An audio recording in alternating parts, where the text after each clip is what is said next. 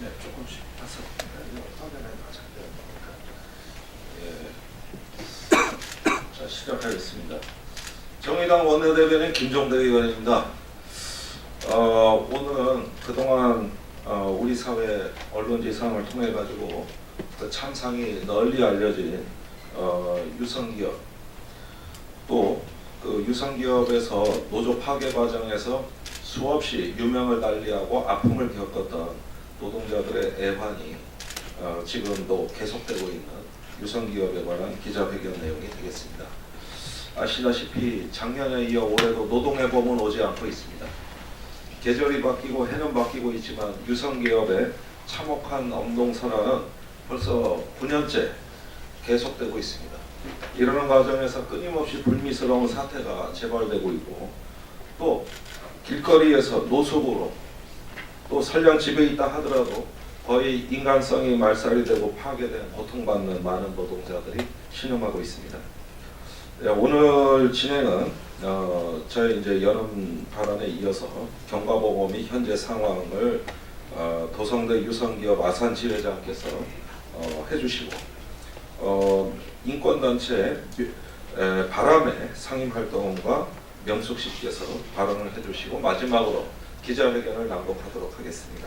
네, 부탁드립니다.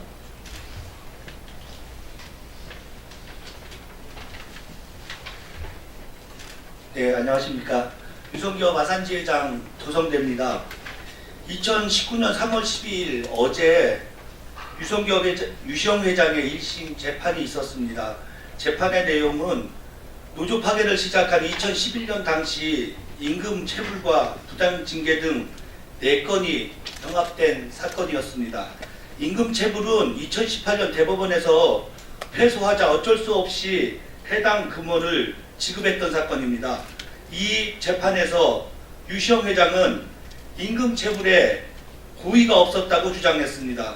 노조 파괴를 위해서 어용노조를 만들고 어용노조 확대를 위해서 어용노조와 차별되도록 임금을 체불하고 7년 만에 임금을 지급해놓고도 고의성이 없었다고 주장합니다. 부당징계도 마찬가지입니다.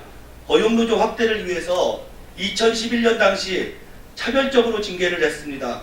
금속노조원은 해고 27명, 출근정지 42명, 정직 69명의 중징계를 한 데 비해 어용노조원은 정직 2명, 견책 1명에 그쳤습니다. 2013년 27명의 해고를 취소하고 재징계를 단행할 때 다시 11명을 해고시키고 나머지 인원을 출근정지시켰습니다. 이후 징계는 회사의 노조 길들이기 무기로서 생활화되었습니다. 이후 발생한 출근정지 이상의 징계가 128건에 달합니다. 조합원의 숫자가 280여 명에 불과한 것에 비하면 과도한 징계라고 할 것입니다. 3월 18일 10시 40분에 유시영 회장의 재판이 또 열립니다. 배임과 횡령에 대한 건입니다. 배임으로는 불법으로 컨설팅한 노조 파괴 전문 업체인 창조 컨설팅에 13억 여억 원의 금품을 제공한 혐의입니다. 배임은 유시영 회장의 개인 재판에 회사 돈 1억 5천여만 원을 사용한 혐의입니다. 배임과 횡령은 형량이 높은 걸로 알고 있습니다. 5억 이상이면 3년 이상 10년 이하의 징역을 받는다고 알고 있습니다. 유성지의 조합원들은 유성기업이 현장을 노조 탄압 백화점이라고 부르고 있습니다. 그만큼 다양한 방법으로 노조원들을 괴롭혔기 때문입니다. 출근을 하면 회사 정문을 통과하기 전에 담장에서부터 CCTV가 먼저 노동자들을 반깁니다. 정문과 경비실, 노동조합 길목, 식당 앞, 작업 현장, 심지어 탈의실까지 CCTV와 몰래 카메라가 있습니다. 회사에 출근하면 관리자들이 지회 조합원만을 대상으로 관찰일지를 작성하고 이를 토대로 임금삭감과 징계를 합니다. 고소고발은 일상화된 지 이미 오래고 작업 공정을 배치하는 데서의 차별, 잔업특근에서의 차별, 승진에서의 차별, 정년퇴직 후 촉탁을 기용하는 데서의 차별 등 차별행위는 일상적으로 벌어지고 있고, 심지어 금속노조원들은 조퇴를 할 때 조퇴증에 서명조차 해주지 않아서 파업으로 나가게 되고, 이는 상여금과 연월차의 삭감으로 이어져 2중, 3중의 임금 삭감으로 이어집니다. 노조 파괴 전문 컨설팅 업체인 창조 컨설팅에서는 어용노조와는 신속하게 교섭을 타결하고 금속노조와는 교섭을 반복하라는 컨설팅을 했습니다. 이 컨설팅 내용은 생명처럼 현재도 지켜지고 있습니다. 결과적으로 유성지에는 2011년부터 현재까지 임금 인상이 되지 않았습니다. 어용노조와 8,000원 이상의 임금 격차가 벌어졌습니다. 단체 협약도 해지된 지 오래입니다. 해지 통보를 하고 6개월 동안 단 한 차례의 교섭도 없이 일방적으로 해지되고 말았습니다. 2018년 10월 15일부터 78일간 전면 파업을 통해 어렵게 만들어놨던 대표자 교섭도 현재 중단된 상태입니다.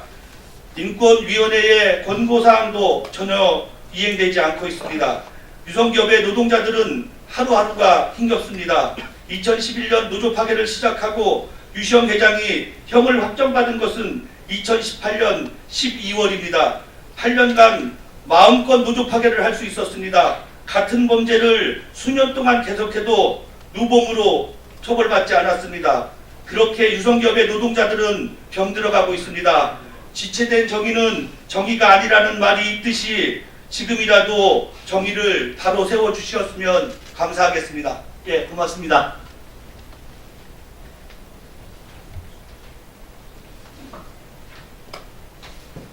예, 인권활동가 명숙입니다. 저는 유성범대위의 공동집행위원장이기도 하고 인권운동 네트워크 바람의 상임활동가이기도 합니다.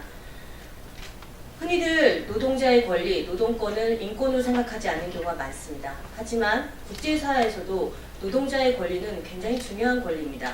한국이 가입되어 있는 유엔 경제적, 사회적, 문화적 권리에 관한 규약에서도 7조, 8조, 9조 3개조나 노동자의 권리를 할 정도로 중요합니다. 왜냐하면 자본주의 사회에서 노동자가 힘을 발휘할 수 있는 것은 노동자들이 단결된 권리로서 단체 교섭을 하고 단체 행동을 하고 결사를 하는 것입니다. 올해가 ILO 100주년입니다.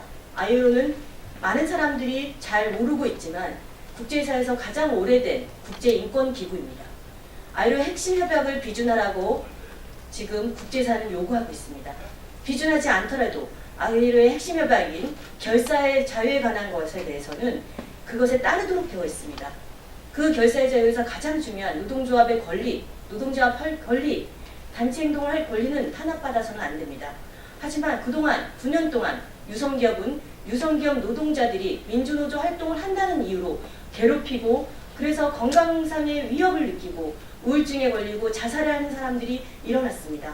저희가 오늘 기자회견하는 이유는 2016년 3월 17일 한강호 열사가 징계와 괴롭힘, 감시에 못 이겨 스스로 목숨을 끊을 수밖에 없었던 3주기가 다가오기 때문입니다.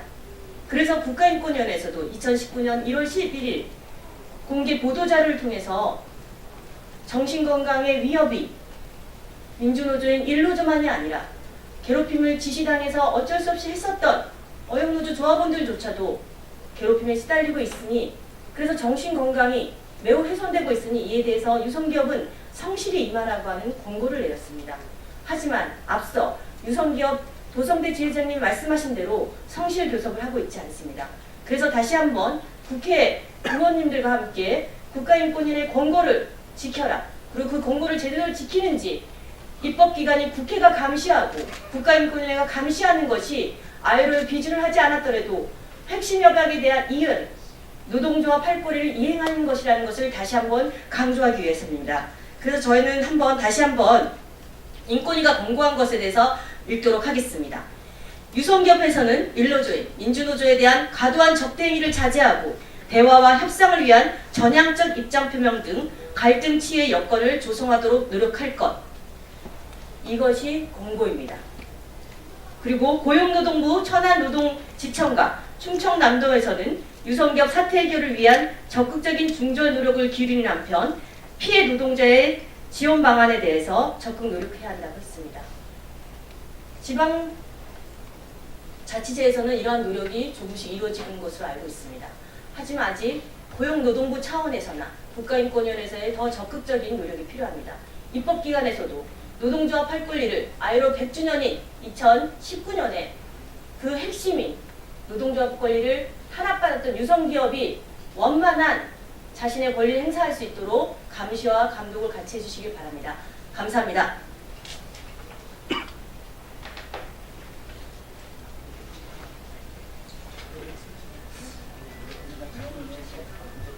알겠습니다. 자, 기자회견문은 문서로 대체하기로 했습니다. 아무쪼록 이 노조 파괴 잔혹사, 이 암흑의 역사가 이제 종식되고 빨리 노동의 봄이 오기를 기원하면서 우리 정의당 노동본부를 중심으로 해가지고 유성기업 사태에 적극 함께하겠다는 말씀을 드립니다. 3주기가 다가오는 우리 한강호 열사님과 그 유족들 또 동료 여러분들께 심심한 위로의 말씀을 드리고 이제부터 우리가 힘을 모아서 반드시 승리할 수 있는 그런 어떤 다짐과 결의를 강화하도록 하겠습니다. 어쨌든 오늘 기자회견에 언론인 여러분들의 많은 관심과 어떤 활발한 보도를 부탁드리고요. 우리 노동자들은 오늘 기자회견에 이어서 현장으로 또 달려가가지고 열심히 투쟁할 것입니다. 저도 함께하겠습니다. 감사합니다.